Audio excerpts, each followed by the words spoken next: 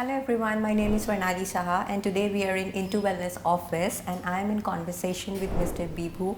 He is a strength and conditioning specialist and a personal trainer and also a nutritionist coach. And we are going to discuss a lot of things about strength, nutrition, bodybuilding and all different kind of sports. So let's get started.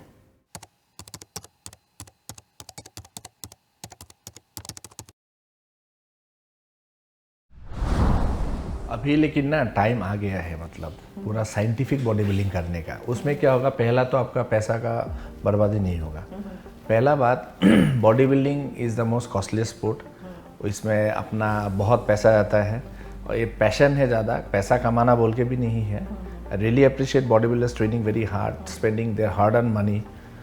अभी क्या है कि कितना calories खाना है उसको अगर हम लोग सही तरह से मेज़र कर लेना तब क्या होगा, अच्छा होगा। पहला तो बात है हम लोग को कितना कैलोरीज खाना है उसको पहले निकालना होगा। It is little bit long but is very important. Let me tell you कि मेटाबॉलिक इक्वेशन जो होता है, एक तो है मैथ्स करते हैं हम लोग इक्वेशन, वो मिफ्लिन इक्वेशन यूज़ करते हैं। तो मिफ्लिन इक्वेशन एक इक्वेशन होता है जिसमें हम लोग कैलकुलेट करते हैं एक्टिविटी फैक्टर।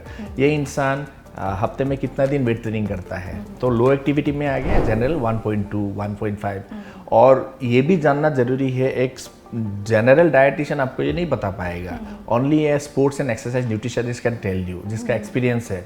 अगर आप वेट ट्रेनिंग कर रहे हैं फॉर एग्जांपल, तो वेट ट्रेनिंग में अगर आपने उस दिन 12-15 रेपिटेशन किया, high repetition, and you are training for more than 1.5 hour, आप ज़्यादातर जो एनर्जी सबस्ट्रेट जो यूज़ करेंगे वो ज़्यादातर कार्बोहाइड्रेट होगा, कार्बोहाइड्रेट डिप्लीट होगा। तो उस दिन आपको प्रोटीन थोड़ा सा मॉडरेट, कार्ब ज़्यादा लेना पड़ेगा।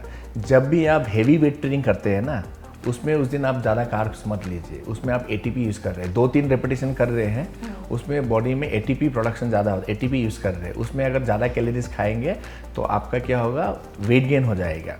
कार्ब ज़्यादा लेंगे तो उसमें आपको प्रोटीन खा सकते हैं थोड़ा बढ़ा के, कार्ब्स मिनिमम या तो मॉडरेट में। तो हाई रेपिटेशन करेंगे तो आपको कार्ब ज़्यादा लेना पड़ेगा, हैवी करेंगे तो प्रोटीन थोड़ा मॉडरेटली हाई और कार्ब्स मिनिमम। तो ये चीज़ समझना पड़ेगा डाइटिशियन, न्यूट्रिशनिस्ट जो भी आपको डाइट देगा।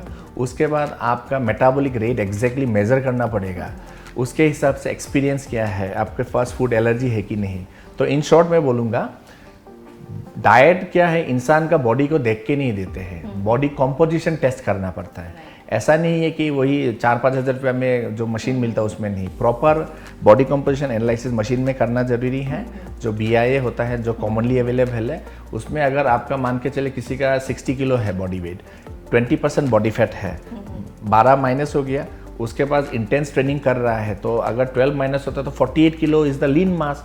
लीन मास का मतलब क्या है, जो आपके बॉडी में फैट्स को छोड़ के बाकी जो भी बचा हुआ है वो भी है लीन मास आपका। तो उस लीन मास के हिसाब से आपको minimum 1.5 to 2 gram of protein पर किलोग्राम ऑफ लीन मास खाना पड़ेगा। तो अगर मैं 1.5 मान के चलूँ, 48 को राउंड ऑफ 50 कर देते हैं तो 75 ग्राम आपको खाना पड़ेगा।